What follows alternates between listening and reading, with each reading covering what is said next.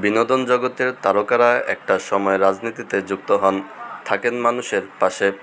আর এই চিত্রটা শুধু বাংলাদেশ নয়, গোটা বিশ্বের। সম্প্রতি জনপ্রিয় অভিনেতা আফরান নিশোকে প্রশ্ন করা হয় তিনি কখনো রাজনীতি করবেন কিনা।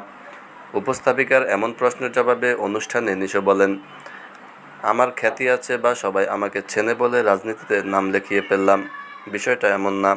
এটা অনেক বড় দায়িত্ব, এর জন্য প্রস্তুতির প্রয়োজন। তিনি আরও বলেন, বাবা রাজনীতি করতেন তার অন্যরকম দায়িত্ববোধ থেকে।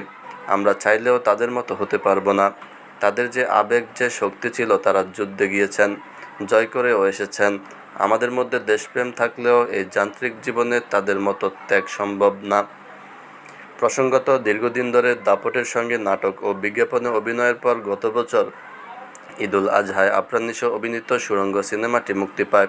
এরপর আর কোনো নাটক সিনেমায় দেখা যায়নি তাকে। অনেকের প্রশ্ন ছিল, তবে কি নিজেকে গুটিয়ে নিলেন নিশো? পরে অবশ্য মিলছে তার প্রমাণ।